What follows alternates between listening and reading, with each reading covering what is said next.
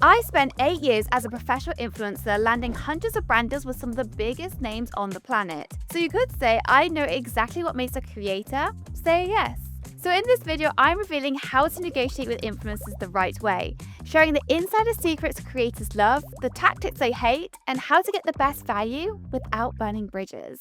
First up, know your numbers. Now, before you start negotiating, you need to get clear on your budget, whether that's a flat fee, affiliate model, or gifting. You need to know exactly what you're working with and have a final best offer in mind before you start negotiating. Now, you also need to know your influencer inside out. I'm talking engagement rate, audience demographic, and also past content performance, and a lot more. Now, all you need to do is ask the influencer for their media kit, or you can use a tool like Modash to get all that data instantly. You can try Modash for free by using their 14-day free trial. I'll leave a link to that down in the description. It is super useful and will save you a bunch of time. And finally, you need to know your return on investment benchmarks, so you're crystal clear on when a partnership is delivering value and when it's not. Next, start with a clear offer. Now, if you want to know how to write a cold outreach email to influencers, check out our previous video. I will leave a link down in the description, but having a clear, concrete offer can give you the upper hand in negotiations. Now, research from behavioral economist Dan Ali shows that people feel more confident and cooperative when offers are concrete. So, if you are saying along the lines of, "What are your rates?"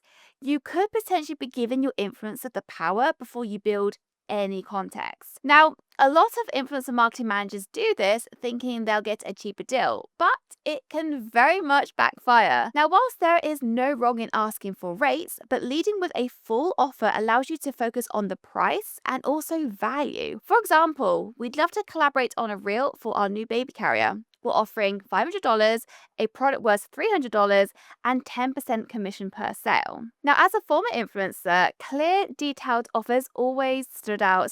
They just felt a lot more professional and serious, and even if the terms weren't perfect, I felt more compelled to reply because it opened the door up for a real negotiation. So definitely bear that in mind. Thirdly, understand their value. Okay, this is where I get a little bit fired up because I have seen this mistake made way too often, so definitely take note. Yes, numbers absolutely matter, but if you're only looking at follow count or views, you're just missing the bigger picture here. Now, every influencer has heard the dreaded line, "We're offering a lower rate based on the views from your last video." Now, that's a fast track to frustrating your creators. If the low engagement rate is a consistent trend, then sure, it's fair to talk about performance. But if you're basing your entire negotiation on one or two underperforming posts, that is a serious red flag. Okay, why is that?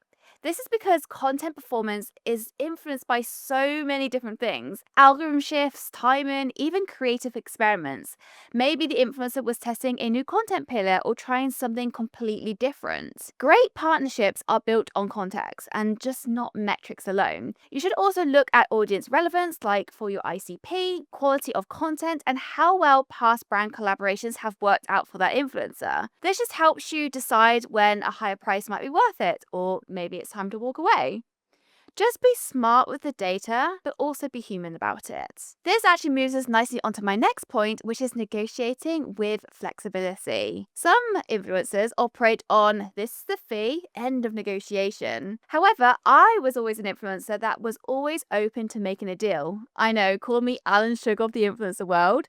You're fired. In fact, 3/4 of influencer marketers we surveyed said creators are open to reducing their rates by renegotiating deliverables or nice to haves. At the end of the day, it just really depends on the situation and the terms. What matters most is being upfront and honest during negotiation. It's all about finding the deal that works for both sides and makes the influencer feel fairly paid and you to get the best deal and results. You want results. So, if an influencer's rate is above your budget, don't walk away just yet. There are a few things that you can tweak right away to make it work. So let's start with the list. Number 1, reduce the scope. For example, ask for 1 post instead of 3. Number 2, shorten the video length to cut down on production time. Number 3, select a less expensive asset. For example, switch to an integrated mention instead of a dedicated video. Now, if it's already an integrated video, then move the mention to the middle or end of the video. Placements at the start usually cost more. Number 4, offer a realistic turnaround time. Tighter deadlines often come with higher fees. And number 5, propose a longer term collaboration to help justify a higher rate, like multiple posts over a set period of time instead of the one off post. I used to do this all the time in my influencer days. These are often called ambassador roles and usually involve a monthly retainer in exchange for a set number of deliverables. Now, the results are often almost better than just a one off post because they build real trust and consistency with the audience. Now, let's talk about usage rights and exclusivity. In my experience, around 90% of my influencer partnerships did not bring up usage rights or exclusivity during the negotiation stages. Instead, those terms were quietly buried into contracts, almost like they were hoping we wouldn't notice. And that's a big red flag. If you want usage rights or exclusivity, be upfront about it from the start. As an influencer, I always felt those details were missed out because they knew that it would drive up the price. And they were hoping to slip in the terms without adjusting the budget. Now, that kind of approach really does erode trust fast. Transparency here is just, well, it's professional, it's respectful. And if you're clear from the beginning, you'll have a much smoother experience. Just be honest in your negotiations. But if you are negotiating with your influencer and their rate is still high, you can remove these clauses to negotiate a lower fee. Now, moving on to my favorite topic, bundling. I was always a huge fan of bundling. Bundling is a fantastic way to fairly negotiate, and I can vouch that influencers are definitely open to it. In fact, when we interviewed 38 influencer marketers, over 90% said they use bundling as a negotiation strategy, and 60% said they rarely get a pushback. The idea is very simple. An influencer quotes a rate for one deliverable, let's say a reel, and you ask if you can bundle in some Instagram stories for the same rate or maybe cheaper. They get their full rate, you get your content, and a better cost per asset and CPM. This is a great example of a content format bundle. Now, of course, not all deliverables work well in a bundle. Now, back to my influencer days, brands were often asked to bundle 2 YouTube integrations instead of one dedicated video. But that's rarely a fair trade. YouTube content takes a lot more time and effort to produce. In my opinion, bundling works best with short form content, like repurposing the same reel for a TikTok.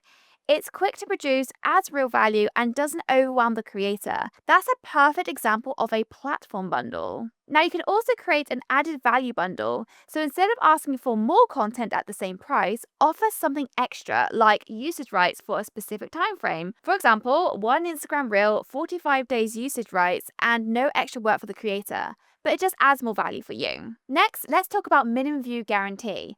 Now, I have to mention this because as an influencer, I absolutely hated them. It was quite rare to come across these terms, but they do arise now and again. Here's what it is. You ask your influencer to guarantee a certain number of views, let's say 20,000 on a sponsored reel. It's easy to see why brands like the idea. It feels a way to reduce the risk and ensures visibility. But in reality, they often do backfire.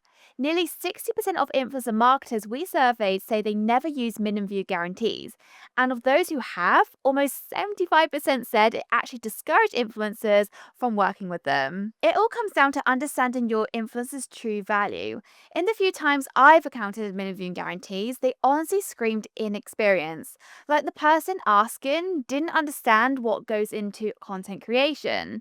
You're not just paying for views, you're paying for the influencer's time, creative energy, production skills, gear, which isn't cheap, their personality, and often editor behind the scenes. It is so much more cheaper than a production company. Bottom line, minimum views guarantees might look good on paper, and sure, they might make your boss feel a lot better, but they signal a lack of trust, and that kind of approach can cost you strong and long-term relationships. But if you are going to do it, and I know some brands choose to when they work with macro influencers with enormous budgets, then there are 2 ways to do this. First is what I call the carrot. This is where you offer a bonus if the influencer exceeds the view threshold. For example, if their video outperforms expectations, you reward them with an extra flat fee or a performance bonus. This is usually positive reinforcement, and creators tend to respond well to this. Second is what I call the consequence. Now, this approach penalizes for underperformance. So if the content doesn't hit the agreed views, you ask for additional deliverables.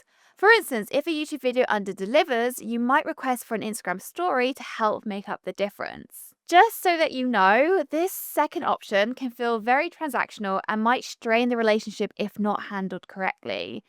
This option comes across as a red flag to many influencers, so I would avoid if you can. And finally, performance bonuses with lower fixed fees. Let's say you have found the perfect influencer for your campaign, and unfortunately, they come back with a fee that's just out of budget. But depending on the situation, you can win them over with a performance-based bonus. Now, here's a real example from my own career where this worked really, really well. So every year on YouTube, I ran a beauty advent calendar series that pulled in millions of views every single year. Now, some brands couldn't afford my full rate for a dedicated YouTube unboxing, but we still made it work with a few smart compromises, and those were a lower flat fee for a dedicated video, first reveal rights on my channel, meaning I post them before anyone else, which guarantees strong views, and an exclusive discount link for my audience, say 20% off, that was also tied to an affiliate commission. This setup was a win-win. I got paid for my time, secured strong engagement through the first reveal, and earned solid commission through the affiliate link. It also created real value for both sides without needing the brand to stretch beyond their budget. And there you go, that's how you negotiate with influencers the right way without burning any bridges. Now, if you've got any tips or tricks of your own, drop them down in the comments. We'd absolutely love to hear them. We've also linked some great blog posts on this exact topic down in the description if you want to dive deeper. And of course, don't forget to subscribe and hit that notification button. We have more influencer marketing content coming your way. We'll see you next time.